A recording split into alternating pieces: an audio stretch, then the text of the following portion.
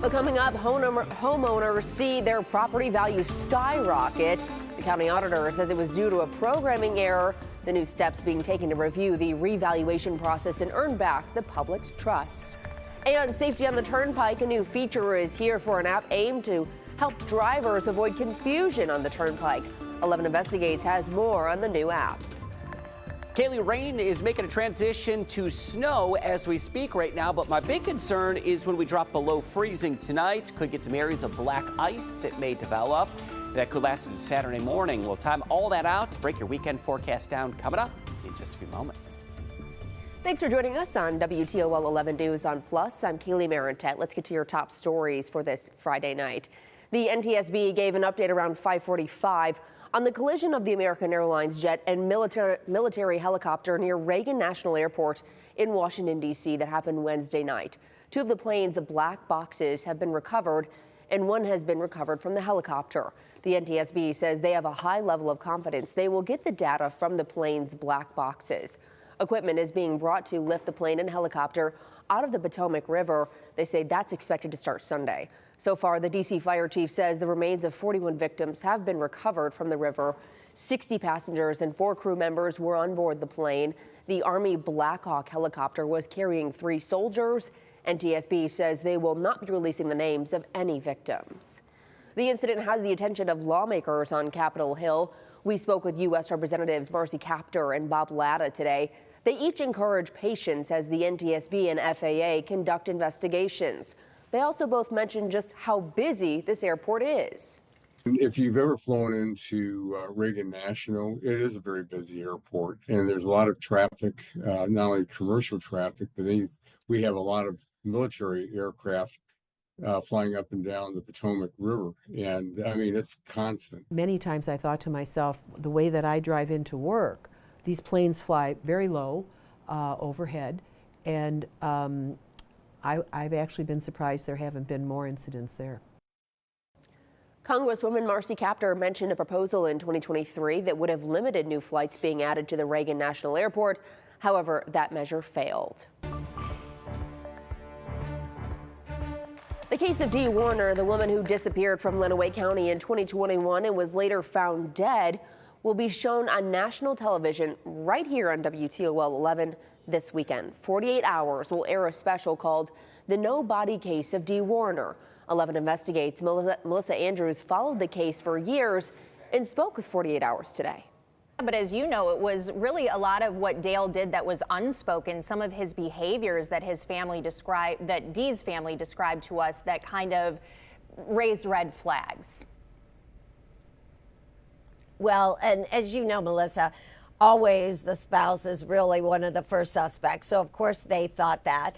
But as you also know from the preliminary hearing, there was evidence presented that indicated that things may have been difficult between Dee and Dale. Dee had a very strong personality. Her brother told us that for a long time he thought she would cause some of the problems. You can catch up on the case before the special tomorrow night right here on WTOL 11 Plus. We have our full Dee Warner Hidden in Plain Sight special along with interviews our team did with the family. The Lucas County Auditor's Office is working to hire a third-party company to come in and review the revaluation process that recently left homeowners with sticker shock.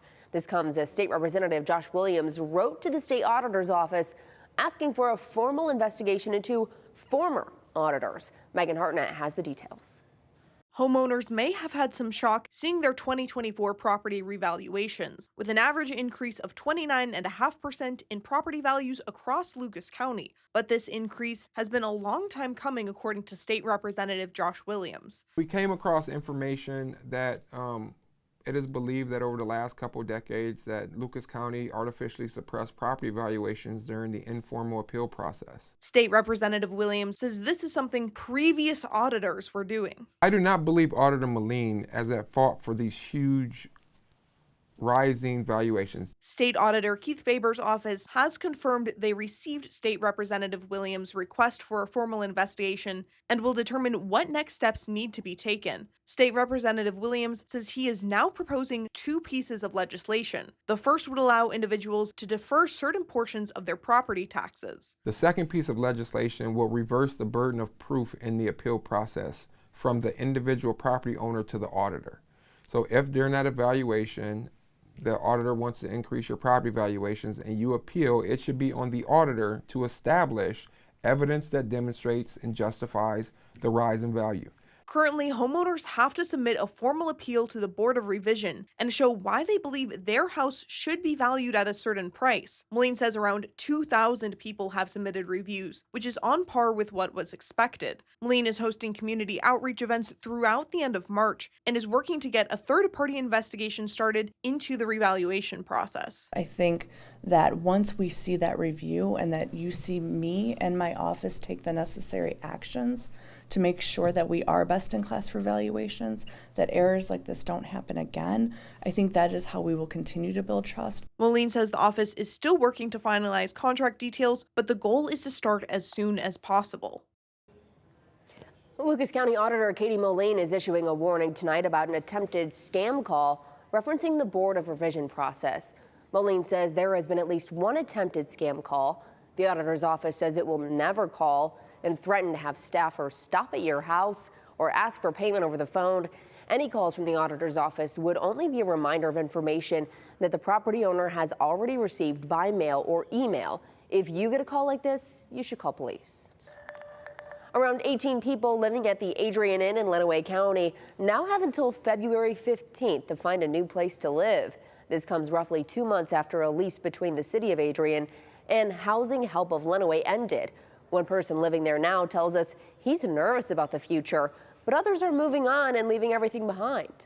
Hopefully Housing Help of Lenawee moves it along. We've been trying to get into Riverview Terrace. I'm not taking anything. Not nothing. You're not taking anything? Nothing. My purse, my Bible. Housing Help took over the Adrian Inn after the Riverview Terrace apartments closed. Inspectors found structural issues in July of 2022, but those repairs have been made since, and Riverview Terrace is back open. The CEO of the management company that owns the apartment says there are about 100 units available to rent. Our 11 Investigates team spent 6 months last year reporting on safety concerns on the Ohio Turnpike. Now, new updates may be on the horizon. In August, 4 people died after a driver slowed when she said she was confused by the new plaza. Her vehicle was hit from behind by a tractor trailer, triggering the deadly chain of events. The Turnpike's chief engineer, Chris Matta, says the Turnpike has been working with Waze, a navigation app, on a fix, and the app's maps will now help drivers with the toll system. And when a user selects I want to use a toll road, it could take it a step further. And through working with Waze, the user now could collect or indicate whether or not that they use EasyPass or another accepted forms of electronic toll payment. And then once that user is traveling down the road, the Waze navigational app will advise the customer to either stay to the left if they have EasyPass or go off to the right if they're a cash and credit paying customer. People are still missing that plaza, but certainly not in the numbers we were seeing last summer. Well, after our series of stories on the Turnpike confusion and drivers missing the new Swanton Toll Plaza, the Turnpike suspended late fees on mailed invoices, but starting Monday, those late fees will be returning. If you don't pay your missed toll within 30 days, a $5 late fee will be assessed. And if you wait longer than 90 days, you may be prevented from registering your vehicle and also could receive a collection letter from the Attorney General's office. Chris? Hi, Kaylee. Big thing on radar right now is we're making that transition from rain to snow across parts of the area. Now, don't get all excited if you're a snow lover. It's not going to last very long. Maybe an hour to 2 hours of some wet snow showers that amount to just a slushy accumulation. It has been raining much of the day. Many spots over 1/2 to 3/4 of an inch of rainfall. And on the back edge of this system, just as we expected, timing right out, it changes over to a little bit of wet snow. So latest look at Doppler radar. We do have that snow that's now across southern Michigan, just edging south of the state line into Williams, northern Fulton, and now into parts of Lucas County. Will make that transition to snow, although many areas will still remain above freezing at the surface as that snow does fall. That allows really effective melting to occur. So not much of that snow expected to stick around. Some elevated surfaces could become a little bit slippery or slushy, but not expecting anything widespread. What will happen tonight, though, and I want you to be aware of this one, is we do fall below freezing. This is going to be after the snow is done falling, especially through about midnight and after midnight. Black ice is going to be possible with a slushy ½ inch of snow and a quick refreeze of any of that liquid that had been falling through the course of the day. It may get icy into some areas, especially sidewalks, parking lots, driveways. You get the point. You step out the door tomorrow, it could be slippery, and even untreated roads may be a bit on the slippery side. Let's look at the hour-by-hour forecast. There's that snow making its way into the area. Through about 9 to 10 o'clock, it's going to be tapering off. By 11 p.m., snow is essentially going to be done falling, and this is when we fall below freezing then.